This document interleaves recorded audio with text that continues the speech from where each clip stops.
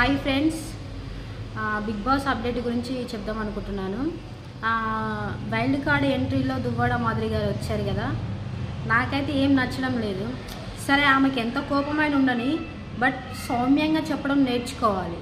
ఒక big boss హౌస్లోకి వచ్చిన తర్వాత బంధాలు ఖచ్చితంగా ఏర్పడతాయి, బంధం లేకుండా ఉండదు. కానీ అది ఎంత మేరకు ఉండాలో అంత మేరకు ఉంచుకుంటే గేమ్స్ పాయింట్ ఆఫ్ వ్యూలో ఉండాలి, బంధం వరకు ఉండేలా ఉంచుకుంటే బెటర్. కానీ మొత్తమే బంధాలు ఉండొద్దు అనే రేంజ్లో తీసుకెళ్ళిపోయి వాళ్ళు ఏ చిన్న వర్డ్ చెప్పని దాన్ని గట్టిగా ఏదో పోర్ట్రేట్ చేసే విధంగా ర్యాష్గా మాట్లాడడం జరుగుతుంది. ఇలా మాట్లాడుతూ తన ఎక్కువ రోజులైతే ఆ హౌస్లో ఉండలేదు. చాలా వరకు బిగ్ బాస్ హౌస్లో టాస్కులు కానీ క్యాప్టెన్సీ కానీ ఏదైనా జరగని అది హౌస్మేట్ సపోర్ట్స్ తోటే చాలా టాస్కులు జరుగుతాయి. తను ఇప్పుడే ఇలా ఉందంటే హౌస్మేట్ సపోర్ట్స్ ఖచ్చితంగా తను కోల్పోతుంది. తను ఎక్కువ రోజులు మాత్రం ఉండదు. నామినేషన్లో పాయింట్లో మాత్రం ఖచ్చితంగా ఇదే పెడతారు వాళ్ళు.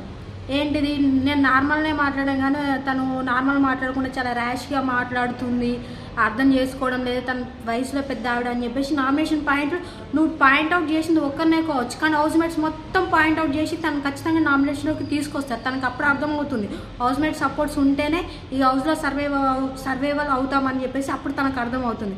అందుకే కొంచెం చూసి మాట్లాడుకున్న తర్వాత గేమ్స్ ఆడేటప్పుడు ఎలాగో ఫైట్లు జరుగుతుంటాయి, ఆ టైంలో గొడవలు పెట్టుకోవడం బాగుంటుంది. కానీ నార్మల్ టైంలో కూడా తను రావడంతో హార్ష్గా మాట్లాడడం, దివ్యని టార్గెట్ చేయడం, బర్నీతో టార్గెట్ చేయడం, అలా హార్ష్గా మాట్లాడడం అయితే నాకైతే ఏం నచ్చలేదు.